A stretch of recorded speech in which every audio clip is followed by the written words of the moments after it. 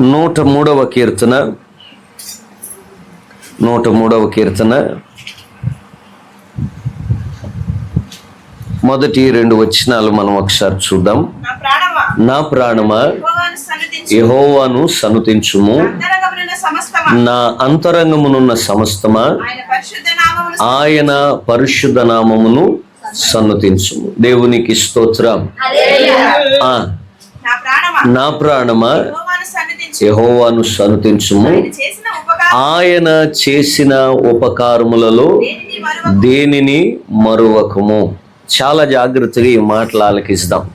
కీర్తనాకారుడు ఈ మాట ఎందుకని రాశాడు అనంటే, ఈ రోజున ఈ హరీబరీ లైఫ్లో, ఈ ఉరుకులు పరుగుల జీవితంలో ఎవరు కూడా వారికి దేవుడు చేసినటువంటి మేలులను జ్ఞాపకం చేసుకోలేని పరిస్థితికి వెళ్ళిపోతున్నారు. అంటే ఉదయం అయింది, పనులకు వెళ్ళాలి, వంటలు చేయాలి, పనులు చేయాలి, ఉద్యోగాలకు వెళ్ళాలి, వ్యాపారాలకు వెళ్ళాలి. ఈ క్రమంలో వారి పక్షాన దేవుడు చేస్తున్నటువంటి కార్యాలు జ్ఞాపకం చేసుకోలేకపోతున్నారు. జ్ఞాపకం చేసుకోలేకపోగా వారు ఏం చేస్తున్నారంటే, ఆ వేళ వారికి కలిగినటువంటి ఇబ్బందుల్ని ఎక్కువగా జ్ఞాపకం చేసుకుంటున్నారు.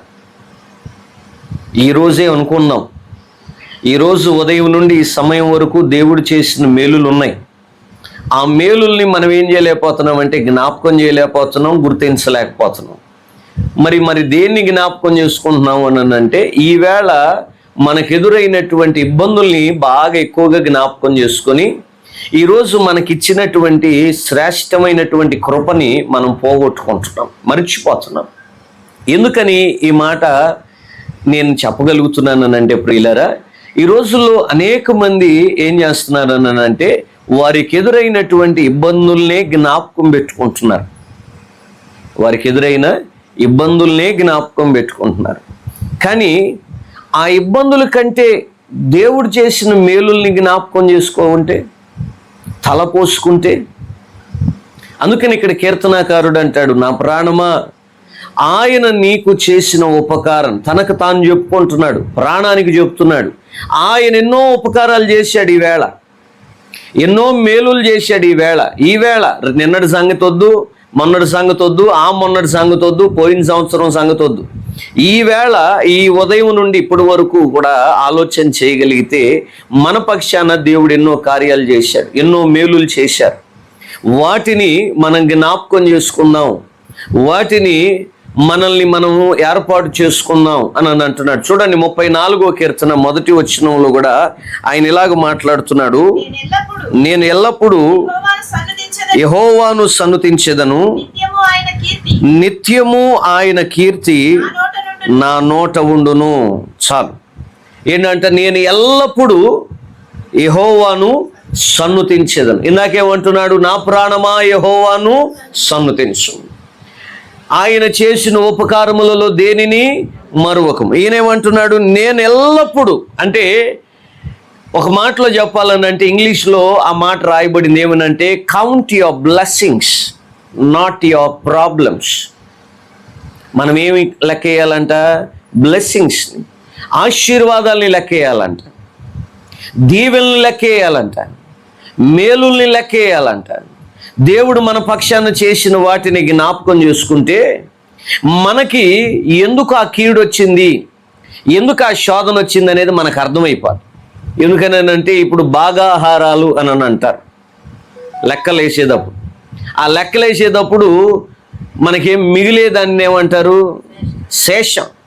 ఇప్పుడు ఆ మిగిలింది ఏంటి అని అంటే, దానిలో అంత మిగిలిపోగా లేకపోతే తేలిపోగా మిగిలిన దాన్ని శేషం అంటారు. ఇప్పుడు కీడు లేకపోతే శ్రమ లేకపోతే శోధన అనేది శేషమే. ఎందుకనంటే, మేలులన్నీ దేవుడు చేయగా కొన్ని స్వయంకృత అపరాధాలు ఉంటాయి, మనము అర్థం చేసుకోలేనివి ఉంటాయి. కొన్నిసార్లు కీడు క్షేమాన్ని ఇస్తుంది, కొన్నిసార్లు శోధన క్షేమాన్ని ఇస్తుంది, కొన్నిసార్లు ఇబ్బంది మేలు కలుగు చేస్తుంది. అది మనకు అర్థం కాక మనం ఏం చేస్తామంటే దేవుణ్ణి దూషిస్తాం, తిరగబడతాం, ఇంకా తిడతాం, అలుగుతాం, దేవుని విడిచిపెట్టేస్తాం, దేవునికి దూరం అయిపోతాం. కానీ ఇక్కడ భక్తుడు అంటున్నాడు, నా ప్రాణమా, ఈ రోజున మనము ఎలా ఉన్నామో, ఏమై ఉన్నామో, దేనిని బట్టి ఉన్నాయో, ఏ రకంగా ఉన్నామో నువ్వు ఒకసారి జ్ఞాపకం చేసుకో. నీ నీతిని బట్టి నువ్వు ఉన్నావు అనుకుంటున్నావేమో, నీ భక్తిని బట్టి నువ్వు ఉన్నావు అనుకుంటున్నావేమో, నీ చదువును బట్టి నువ్వు ఉన్నావు అనుకుంటున్నావేమో, నువ్వు ఉదయం నుండి తీసుకున్న ఆహారాన్ని బట్టి నువ్వు ఉన్నావు అనుకుంటున్నావేమో. దేనిని బట్టి కాదు, దేవుని కృపను బట్టి మాత్రమే. స్తోత్రం. దేవుని కృపను బట్టే మనం ఇలాగ ఉన్నాం. ఆ కృప మేలు కాదా? ఇప్పుడు ఆ కృప మనకి రావాలి అనంటే, ఆ కృప మనకి కావాలి అనంటే ఇప్పుడు మనం ఏం చేయాలా? ఏం చేస్తే దేవుడు ఆ మేలిస్తాడు? ఒక మాటలో చెప్పాలనంటే, ఈవేళ కొన్ని వస్తువులు కావాలంటే కొంత వెల చెల్లించాలి.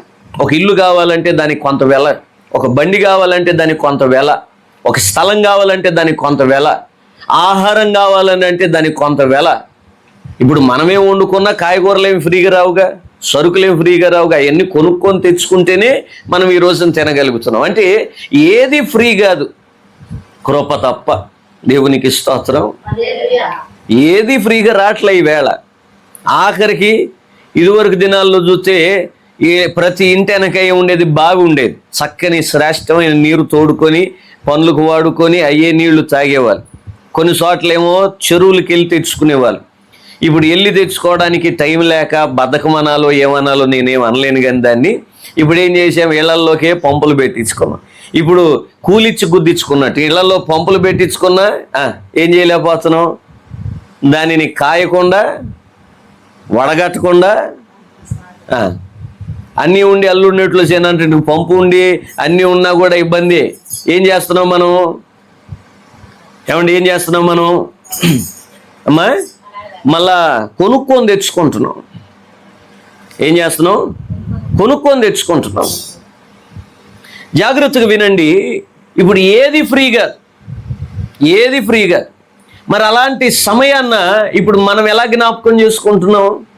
నువ్వు ఏమి ఇచ్చావని దేవుడు నీకు ఆ కృపనివ్వడానికి, ఆ క్షేమాన్ని ఇవ్వడానికి, ఆ సమాధానం ఇవ్వడానికి, ఆ నెమ్మది ఇవ్వడానికి? ఏమండి ఏమిచ్చావని? ఈ రోజున మనం సజీవులుగా ఉన్నాము అని అంటే దేవుని కృప, దేవుడు మనకిచ్చినటువంటి చక్కని ఆశీర్వాదం. మనం సజీవులుగా ఉండడానికి కొంత వెల చెల్లించాలి కదా. మరి ఏ వెల చెల్లిస్తే, ఎంత వెల చెల్లిస్తే మనం ఈ రోజున సజీవులుగా ఉన్నాం? మరి దాన్ని మనం జ్ఞాపకం చేసుకోవాలిగా ప్రియులరా.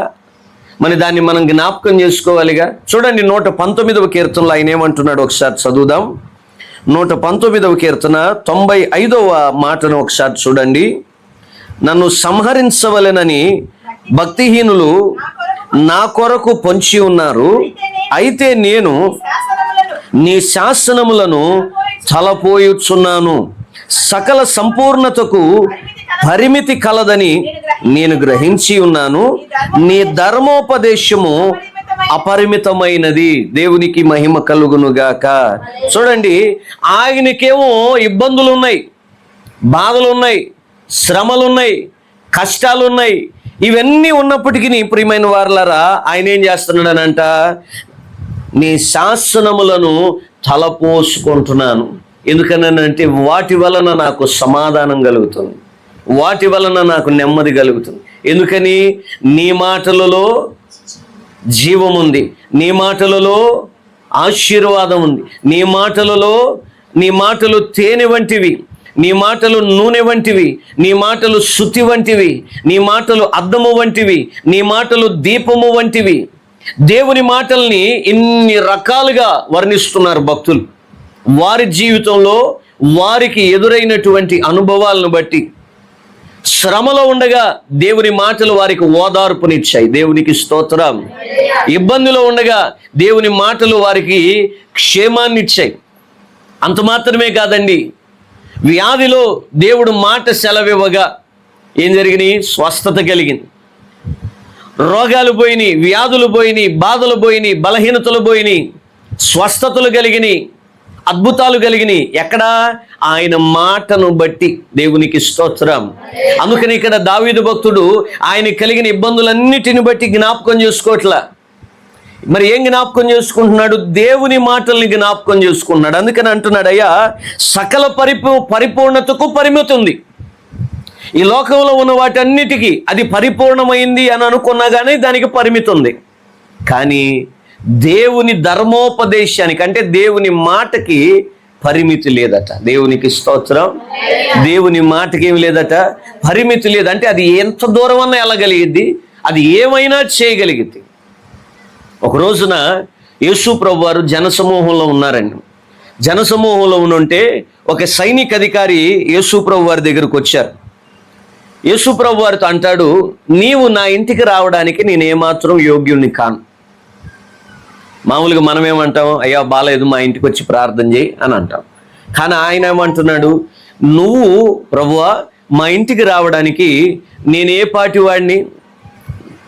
నువ్వు రావడానికి ఏమన్నాడు? నువ్వు రావడానికి నాకు యోగ్యత లేదు, నేను అర్హుణ్ణి గాను. కాబట్టి నువ్వు మాట సెలవివు. ఏం చేయాలంట? నువ్వు మాట సెలవివు, ఆ యొక్క దాసుడు బాగుపడతాడు. నేను నమ్ముతున్నాను ప్రభువా అని అన్నానంటే, సరే నీ నమ్మిక చొప్పునే కానిమ్ము అని చెప్పాడు ప్రభు. ఏంటంట? నీ నమ్మిక చొప్పునే నువ్వు ఇంటికి వెళ్ళు, సంతోషంగా వెళ్ళు, నువ్వు వెళ్ళేపాటికి నీ పనివాడు బాగవి ఉంటాడు అని అన్నాడు. ఈయన వెళ్ళేపాటికి ఆ పనివాడు ఎదురొచ్చాడు. దేవునికి స్తోత్రం. అంటే చూడండి, దేవుని మాటకి పరిమితి లేదు, ధర్మోపదేశానికి పరిమితి లేదు.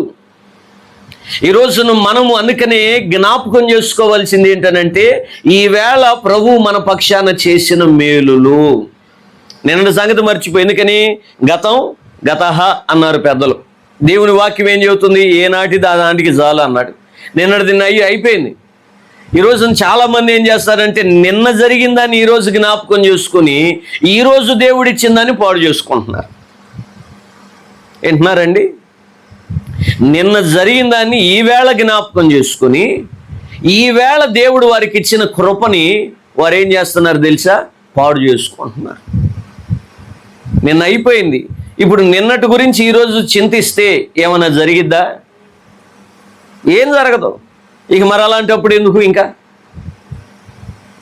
నిన్నటిని బట్టి ఆలోచన చేయవలసిన పనేమిటి? నిన్నటిని బట్టి జ్ఞాపకం చేసుకోవలసిన పనేమిటి? అందుకని ఈరోజున మనం ఈవేళ, నిన్న, రేపు అని అంటున్నాం. కానీ ఇంగ్లీష్లో చూసుకుంటే అందులో ఏమంటున్నారు? దీనిని ప్రజెంట్ అంటారు, గడిచిపోయిన దాన్ని పాస్ట్ అంటారు, రాబోయే కాలాన్ని ఫ్యూచర్ అని అంటారు. ఈ ప్రజెంట్ అన్న దానిని ఇంకొక మాటలో కూడా, అంటే అదే పదం ఇంకొక అర్థాన్ని కూడా ఇస్తుంది. Presentation. Where is my present అంటే నా బహుమానం ఏది, నాకు ఇచ్చినటువంటి బహుమానం ఏది? అందుకనే జనాలలో చాలామంది చెప్తారు ఏమనంటే, ఈరోజు నీకు ఇది బహుమానమే. దేవునికి స్తోత్రం. ఎందుకనంటే ఈ రోజున చూద్దాం అనుకున్న వాళ్ళు లేరు, ఈ రోజున ఇది చేద్దాం అది చేద్దాం అనుకున్న వాళ్ళు లేరు. అవును కదా? నిన్న రాత్రి దినాన్న చాలామంది అనుకొని ఉంటారు, ఈవేళ ఇది తిందాం అది తిందాం, అక్కడికి వెళ్దాం ఇక్కడికి వెళ్దాం, ఇది చేద్దాం అది చేద్దాం అని. కానీ వారి జీవితంలో ఈ 2024 సంవత్సరంలో జూలై నెల 29వ తారీఖు లేదు, 28వ తారీఖుకే వారి ఆయుష్ అయిపోయింది. మరి అప్పుడు సంగతి ఏంటి? ఏమంటే అప్పుడు సంగతి ఏంటి? అందుకనే జ్ఞాపకం చేసుకునండి ప్రియమైన వారలారా, దేవుడు ఈరోజు నీకు బహుమానంగా ఇచ్చాడు ఈ దినాన్ని. దీనిని బట్టి నువ్వు ఉత్సహించు, దీనిని బట్టి నువ్వు సంతోషించు. ఎందుకనంటే దేవుడు నీకు ఇచ్చినప్పుడు దీనిలో ఏమేమైతే నీకు ప్రతికూలంగా ఉన్నాయో వాటన్నిటిని అనుకూలంగానే మారుస్తాడుగా. అవునా? ఈవేళ మనం ఒక ఇంటిని అద్దెకి తీసుకున్నాం, లేకపోతే ఒక ఇంటిని కొనుక్కున్నాం. అద్దెకి కొనుక్కున్నా దానిలో వెళ్ళి మనం నివాసం చేద్దాం అనుకున్నప్పుడు మనకి అనుకూలంగా ఉండడానికి దానిలో ప్రతి విధమైన మార్పు చేసుకొని అప్పుడు మనం వెళ్తాం. ఓనర్ గారికి చెబుతామండి, సున్నాలు బాగాలేదు, పెయింట్లు బాగాలేదు, మీరు పెయింట్లు వేస్తే మేము వస్తాం. ఈ సింక్ బాగాలేదు, సింక్ బాగు చేస్తే మేము వస్తాం. బాత్రూములు బాగాలేదు, బాత్రూములు బాగు చేస్తే మేము వస్తాం. ఇదిగో ఈ గుమ్మం తీసి ఇటు పెడితే మేము వస్తాం. ఇలా మనం కొన్ని ఆబ్లిగేషన్స్ పెడతాం. ఎందుకని? మనం అక్కడ ఇల్లు ఉండాలి కనుక. జగత్తు పునాది వేయబడక మునిపే దేవుడు నిన్ను నన్ను జ్ఞాపకం చేసుకున్నాడు. తల్లి గర్భంలో నీవు నేను రూపుదిద్దబడక మునిపే దేవుడు నిన్ను నన్ను జ్ఞాపకం చేసుకున్నాడు. ఈ ప్రపంచంలో అందుకనే ఎన్నో మార్లు ఈ మాట చెప్పాను, వ్యాయగములు మరి చంద్రుడిపైకి వెళ్ళినప్పుడు అక్కడ నుండి వారు ఈ భూగోళము మిగిలిన గోళాలన్నిటినీ కూడా, ఈ సౌర కుటుంబంలో ఉన్నటువంటి గోళములన్నిటినీ కూడా వారు చూస్తే వాటన్నిటిలో కల్లా భూమి మాత్రమే అందంగా ఉందట. దేవునికి స్తోత్రం. ఎందుకని యోహాను సువార్త 15వ అధ్యాయం, క్షమించాలి, యోహాను సువార్త 3వ అధ్యాయం 16వ వచనం, దేవుడు లోకమును ఎంతో ప్రేమించెను. ఎందుకు? నీవు నేను ఈ లోకంలో ఉన్నాం గనక. దేవునికి స్తోత్రం. ఈ లోకంలో నువ్వు నేను ఉండబోవడానికి దేవుడు చేసిన ఏర్పాటు. ఆదికాండం 1వ అధ్యాయం 1వ వచనంలో ఆయన అంటాడు, ఇదిగో ఆదియందు దేవుడు భూమి ఆకాశములను సృజించెను, భూమి నిరాకారంగాను శూన్యముగాను ఉండెను, చీకటి అగాధ జలముల పైన కమ్మెను, దేవుని ఆత్మ ఆ జలముల పైన అల్లాడుచుండెను. ఎందుకని? అది నిరాకారంగా ఉంది. దేవుని ఏర్పాటేమో ఇదిగో మనల్ని బట్టి ఆ భూమి మీద నిన్ను నన్ను నిర్మించాలని, నీవు నేను ఆశీర్వదించాలని, నీవు నేను ఆశీర్వదించబడాలని, నీవు నేను వృద్ధి పొందాలని, నీవు నేను దీవించబడాలని, నీవు నేను ఈ భూమిని స్వతంత్రించుకోవాలని, నీవు నేను ఈ భూమిని ఏలాలని, నీవు నేను ఈ భూమిని నింపాలని. అదేగా ఏదైనా వనంలో ఆదామయ్యకి అవ్వమ్మకి ఇచ్చిన ఆశీర్వాదాలు. మీరు ఫలించండి, విస్తరించండి, భూమిని నింపండి, అభివృద్ధి పొందండి, ఇదిగో ఈ భూమిలో ఉన్న సమస్తమును ఏలండి, పరిపాలించండి అని చెప్పాడు.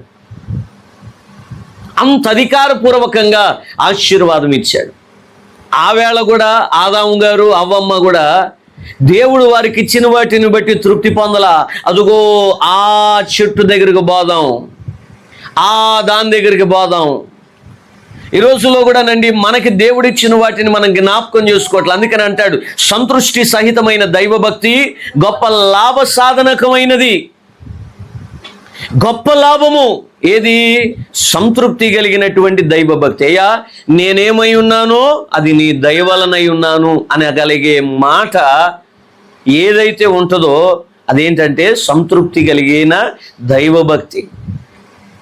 లేని దాని గురించి వెంపర్లాడుతూ ఈరోజు నీకు ఇచ్చిన ఆయుష్ని పాడు చేసుకుంటున్నావు కదా, ఈరోజు నీకు ఇచ్చిన ఈ దినాన్ని పాడు చేసుకుంటున్నావు కదా, ఈరోజు నీ దగ్గర ఉన్నవన్నీ పాడు చేసుకుంటున్నావు కదా, లేని వాటిని బట్టి ఆలోచన చేసి,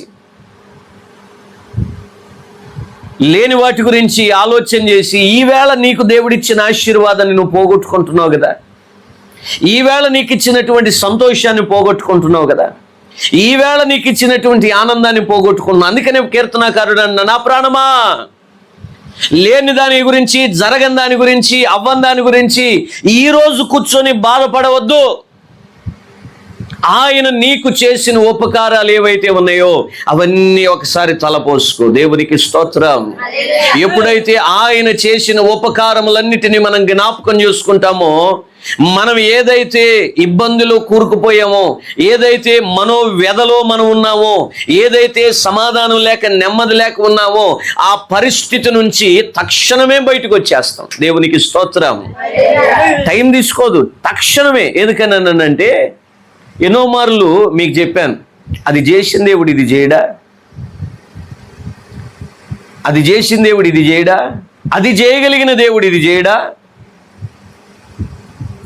ఇప్పుడు గడిచిన కాలంలో అంటే ఈ 2024 జూలై 29వ తారీఖును మొదలుపెట్టి వెనక్కి వెళ్ళండి. ఒకసారి మీ జీవితంలో వెనక్కి వెళ్ళండి. ఎన్నో మార్లు మీకు చెప్పాను, ఇంట్లో ఒక పుస్తకం పెట్టుకోండి, దాని పేరు మేలులని పెట్టండి. ఏమండి, మేలులని పెట్టండి. మీ జీవితంలో దేవుడు చేసిన మేలులన్నీ రాయండి. అందులో మీకు గుర్తున్నవన్నీ రాయండి. పెద్ద ఏమిటి చిన్న ఏమిటి, పెద్దాటిని పెద్ద అని రాయండి, చిన్నాటిని అంటే చిన్న చిన్న మేలులు కూడా చేస్తాడు కదా, అవి కూడా రాయండి.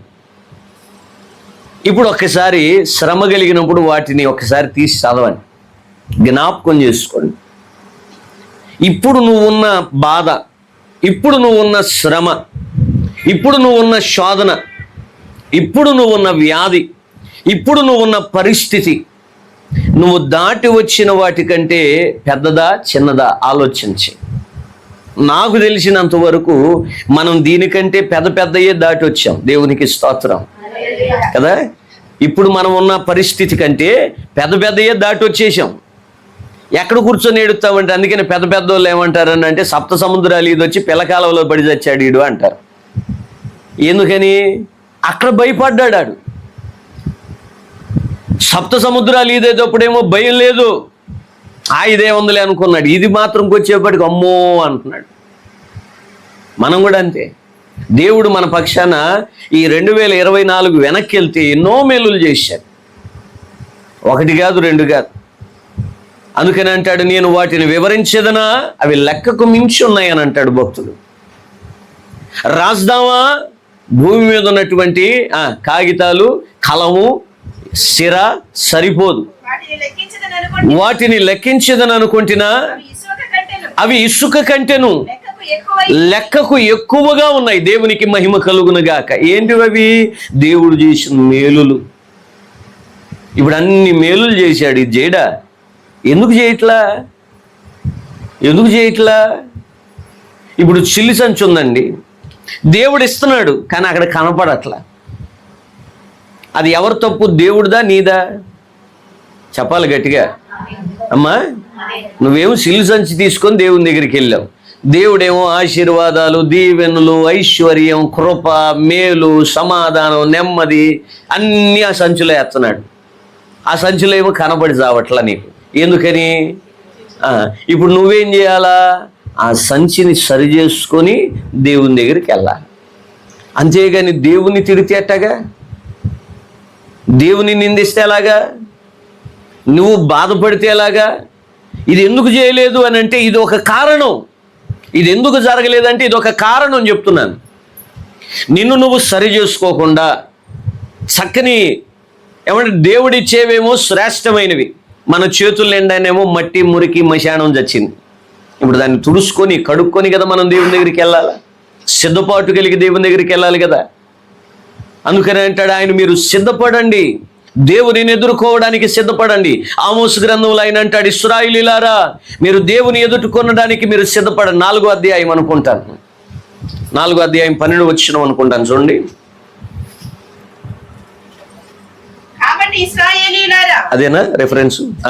ఆమోసు గ్రంథం 4:12. కాబట్టి ఇశ్రాయేలీయులారా మీ ఎడల నేను ఇలాగుననే చేయుదును కనుక ఇశ్రాయేలీయులారా మీ దేవుని సన్నిధిని కనబడుటకై సిద్ధపడుడి. దేవునికి మహిమ కలుగునుగాక.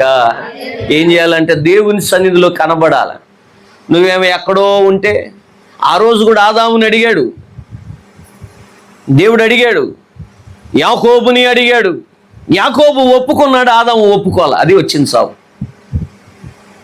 ఆదామయ్య ఆ రోజే ఆ వేళ ఒప్పుకోగలిగితే, దేవుని ఎదుట నిలబడగలిగితే ఎట్టుండేదో తెలియదు. యాకోబు గారు, అయ్యా నీ పేరేంటి? యాకోబు. నేనే మోసగాడిని అన్నాడు. ప్రభు అన్నాడు, ఇక మీదట నీవు మోసగాడని పిలవబడవు. దేవునికి స్తోత్రం. ఇక మీదట నువ్వు పిలవబడవు. ఎందుకని? నువ్వు సిద్ధపాటు కలిగి సరి చేసుకుని దేవుని దగ్గరకు వచ్చావు గనక ఆ చిల్లి సంచిని ఆయనే కుట్టేశాడు. దేవునికి స్తోత్రం. ఆయనే. అందుకని ఆయన అంటాడు, రాతి హృదయం తీసి మాంసపు హృదయాన్ని పెడతానని అన్నాడు. ఆయనే చేస్తాడు. మనం ఆయన చేతికి అప్పగించుకోవాలి. ఏది జరగని వాటిని గురించి కంగారు పడిపోయి అయ్యయ్యో అమ్మమ్మో అని నీకు ఈవేళ ఇప్పుడు నువ్వు ఏమంటారంటే, ఒక మాటలో చెప్పాలని అంటే, నిన్న కూడా మనం చదివాం, అరూహ వృక్షము వలె ఉన్నాడు అని అంటారు. యెషయా గ్రంథం అనుకుంటాను.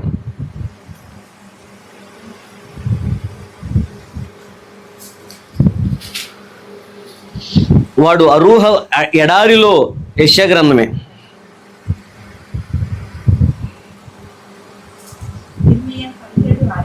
ఇర్మియా గ్రంథం 17వ అధ్యాయం 6వ వచనం చూడండి.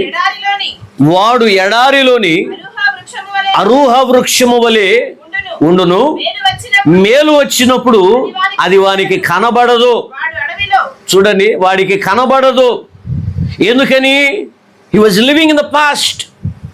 గతంలో బ్రతుకుతున్నాడు వాడు. ఇది జరగలేదు, అది జరగలేదని గతం ఈరోజు బ్రతకట్ల వాడు. నిన్నటి దినాన్న జరిగిపోయిన వాటన్నిటిని తెచ్చుకొని ఈవేళ కూర్చొని చింతిస్తున్నాడు. ఈవేళ దేవుడు ఇవ్వబోతున్న మేలు ఇంకేం కనబడి చచ్చింది? ఏమండి, అర్థమవుతుందన్నమాట. ఈరోజు 2024 జూలై 29లో బ్రతకట్లా మీరు. ఏ 28వ తారీఖునో ఏ 20వ తారీఖునో మీకు రాని దాని గురించి, మీకు జరగని దాని గురించి, మీకు అవని దాని గురించి ఈరోజు మీరు చింతిస్తున్నారు. ఈవేళ చింతిస్తే ఏం సుఖం? అప్పుడు నీకు ఈవేళ దేవుడు ఒక మేలు ఇచ్చాడు, అది కనపడిద్దా? టేబుల్ మీద పంచభక్ష పరిమాణాలు ఉన్నాయి, నాకు పచ్చి పులుసే కనపట్ల. నాకు కావాల్సింది పచ్చి పులుసు. పచ్చి పులుసు లేదు, పచ్చి పులుసు లేదు, పచ్చి పులుసు. అరే బాబు, అన్నీ ఉన్నాయిగా, నాకు కావాల్సింది లేదండి. సరే, లేకపోయింది. మరి ఉన్నటిని ఏనాడన్నా టేస్ట్ చేసి, నా జీవితంలో ఏనాడు రుచి చూడని అవన్నీ కూడా ఉన్నాయి అనుకోండి దాని మీద, ఇక నాకు అవకాశం పోయినట్టేగా, ఆపర్చునిటీ పోయినట్టేగా. ఈరోజు మన వాళ్ళు చేసే పని అదే. గతంలో బ్రతుకుతున్నారు. ఒకసారి కళ్ళు తెరిచి, ఒకసారి మేలుకొని ఈ రోజుకి రండి. ఈరోజు దేవుడు నీకు ఇచ్చాడు. గతం గతించిపోయింది. నువ్వు ఇప్పుడు కూర్చొని ఆలోచన చేసినంత మాత్రాన ఆ గడిచిపోయిన గతం మరలా లేచి నీ దగ్గరికి రాదు. ఈరోజు నువ్వేం చేయాలో దాన్ని ఆలోచించి, నిన్నటి జరిగిందేమో పాఠం అంట. నిన్న జరిగింది ఏంటంట? పాఠం అంట. ఈరోజు ఆ పాఠాన్ని బట్టి రేపు నువ్వు రాయబోతున్న పరీక్షకి నువ్వు ఇప్పుడు సిద్ధపడాలంట. నిన్న జరిగింది ఏంటి? పాఠం. ఆ పాఠాన్ని బట్టి నువ్వు ఈరోజు సిద్ధపడి రేపు అనే పరీక్షకు నువ్వు సిద్ధపడగలిగావు అనుకో, ఇక రేపు పరీక్ష నీకు ఈజీ అయిపోద్దిగా. నిన్న రాసావు అదే పాఠం, ఫెయిల్ అయ్యావు. ఎక్కడ ఫెయిల్ అయ్యావో, ఎలా ఫెయిల్ అయ్యావో చూసుకొని, ఈరోజు చూసుకొని మరలా రేపటి కోసం సిద్ధపడ్డావు అనుకో, ఇక ఆలోచనే ఉంది, భయమేముంది, దిగులేముంది. కానీ మనమేమో ఈవేళ నీకున్న అవకాశం అంతా కూడా గడిచిపోయిన కాలం గురించి చింతించడమే పని అయిపోయిందాయే, జరగని దాని గురించి ఆలోచించడమే పని అయిపోయిందాయే. అందుకని అంటాడు, మృతులను పాతిపెట్టనీయండి. ఏం చేయాలంట? మృతులను పాతిపెట్టనీయండి, మీరు మాత్రం దేవుని పని చేయండి, మీరు మాత్రం నా వెంబడి రండి అంటున్నాడు. అక్కడే కూర్చుంటే అవ్వదు, ఇంకా గొప్ప గొప్ప మేలులు ఉన్నాయి. చూడండి, దేవుడు కానాను దేశానికి తీసుకుని వెళ్ళతానని 12 గోత్రాల వారికి చెప్పాడు. వింటున్నారన్నమాట. పాలు తేనెలు ప్రవహించే వాగ్దాన దేశానికి తీసుకుని వెళ్తానని దేవుడు వారికి మాటిస్తే, కొన్ని గోత్రాల వారు వారికి కలిగినటువంటి పశువులను బట్టి వారికి కలిగిన పశువులను బట్టి ఏమన్నారు తెలుసా? అయ్యాయా, మేము మా పశువులకి ఇక్కడ మంచి ఆహారం ఉంది, మేము ఇక్కడే ఉండిపోతామయ్యా. ఎంత బుద్ధి లేనితనమో చూడండి. దేవుడు ఇవ్వనై ఉన్నది ఏంటి? నువ్వు ఆశిస్తున్నది ఏంటి? దేవుడు నీ కొరకు ఏర్పాటు చేసింది ఏంటి? నువ్వు ఆలోచన చేస్తుంది ఏంటి?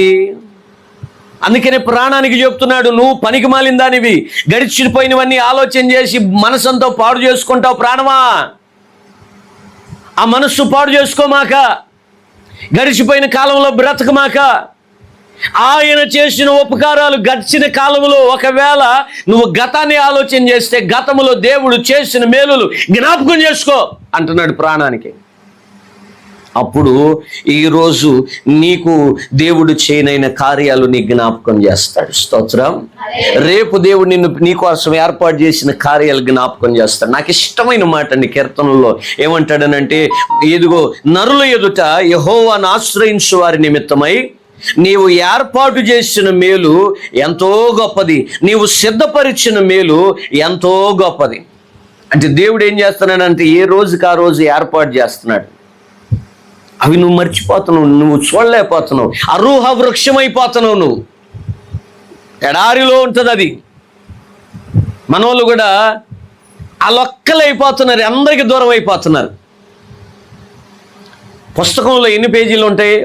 100 పేజీల పుస్తకం అనుకుందాం, లేకపోతే ఒక టెక్స్ట్ బుక్ అనుకుందాం, లేకపోతే ఒక కామిక్ బుక్ అనుకుందాం, లేకపోతే ఒక చరిత్ర అనుకుందాం. ఎన్ని, ఒక పేజీ ఉంటుందా?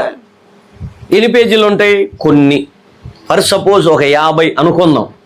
నువ్వు 25వ పేజీ అంటే 25వ నెంబర్ పేజీ దగ్గరకు వచ్చావు.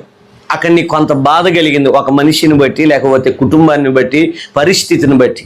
నువ్వు అక్కడే బతికితే మరి 26 నుండి ఇంకా 50వ పేజీలు ఉన్నాయి. మరి ఏం చూడకపోతే అట్ట, అయ్యేం నీకు వద్దంటే అట్ట?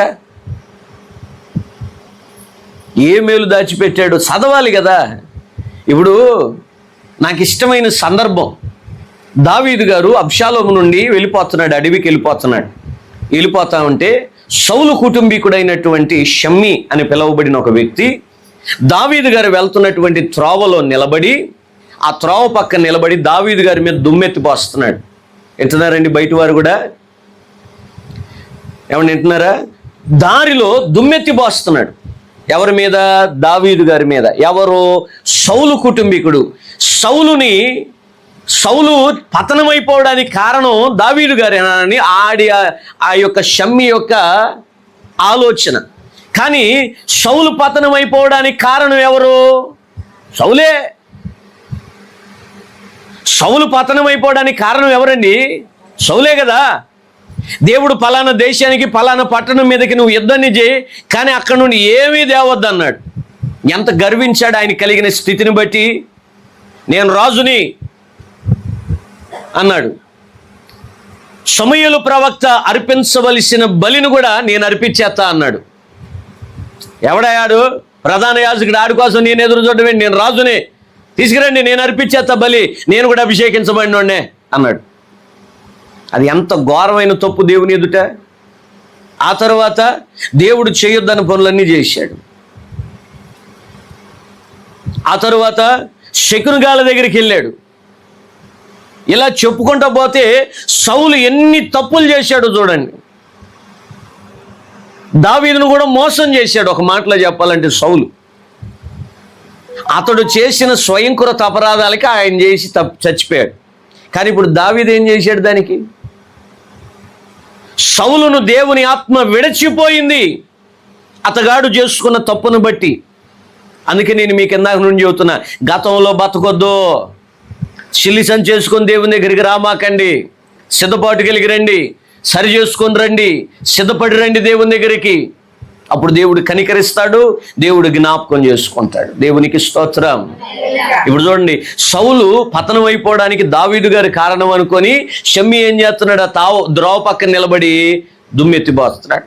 ఓయి నరహంతకుడా, నీకు ఇలా కావాల్సిందే, చేసుకున్నోడికి చేసుకున్నంత.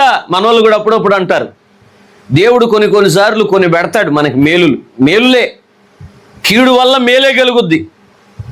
నాకే కానీ జనవరి 9వ తారీఖో 10వ తారీఖో యాక్సిడెంట్ అవ్వకపోతే 2 నెలలు నాకు రెస్ట్ వచ్చేదే కాదు. దేవునికి స్తోత్రం.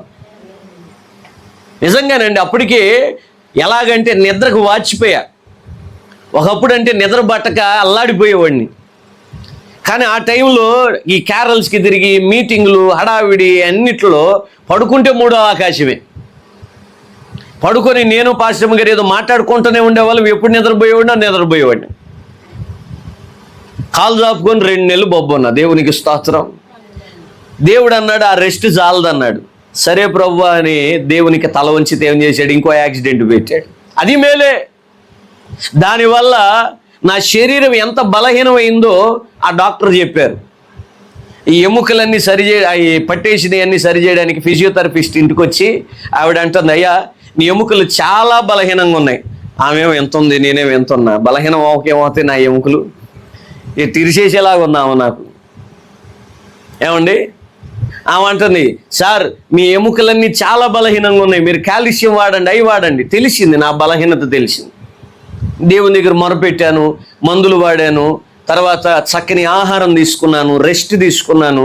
దేవుడు కనికరించాడు. దేవునికి స్తోత్రం. అది మేలనే నేను తలస్తా. నాకు కలిగిన ఇబ్బందిని చూసి చాలా మంది అంటారా, ఏదో చేసి ఉంటాడు అందుకే యాక్సిడెంట్ అయింది, వరకే తగులుతాయా? ఓరే మంచిది, మీ ప్రేమకు వందనాలు. ఏమండి, మీ ప్రేమకి వందనాలు. చేశాడు అనుకున్నారు కదా, అందుకని ప్రేమించారు కదా, వందనాలు. దేవుడు మేలు చేశాడు, కానీ మనం అది గ్రహించాం. ఏమండి, దేవుడు చేసిన మేలుని గ్రహించాం.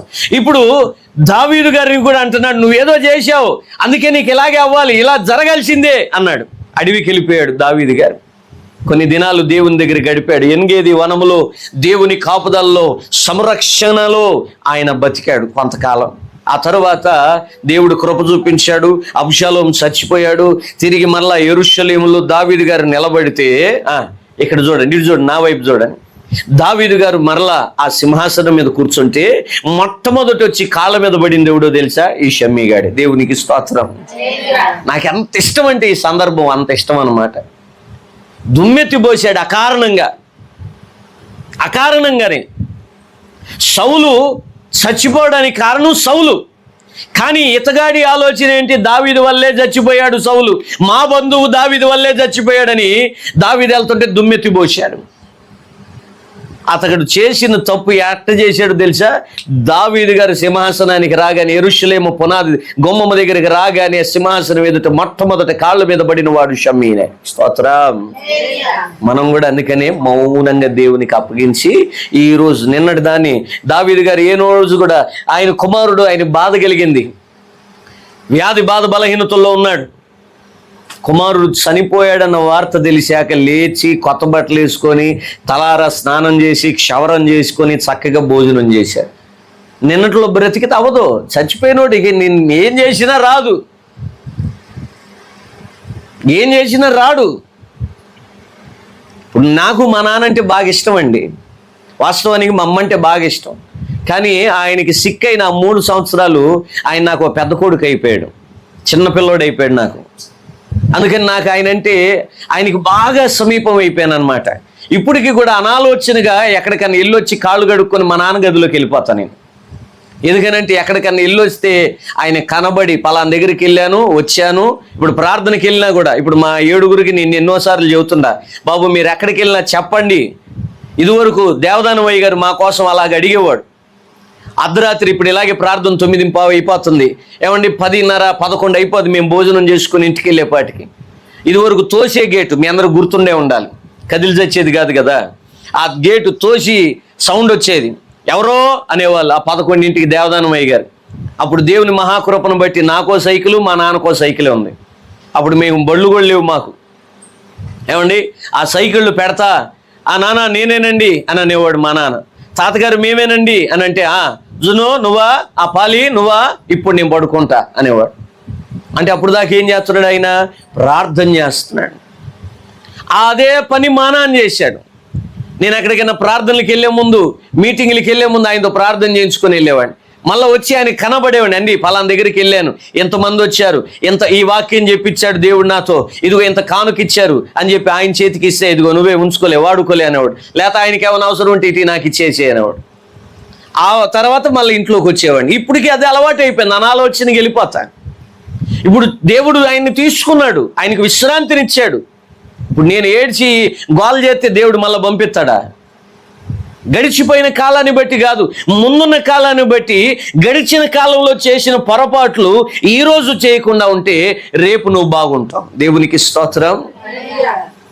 మనం బతికేదే రేపటిని బట్టి అంటాం, కానీ మనం బతుకుతున్నదేమో నిన్నట్లో. ఆ పొరపాటు అందుకని చేయొద్దు.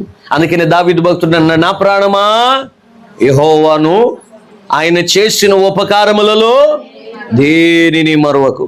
మరి ఏ మేలు చేశాడో నయోమెక్క పట్ల నాకు తెలియదు. వారు ఈ రోజున కృతజ్ఞత కూడిక ఏర్పాటు చేసుకున్నారు. మనం అందరం వచ్చాం, ఆ కుటుంబంతో కలిసి ఈ రోజున ఆనందిస్తున్నాం. ఈ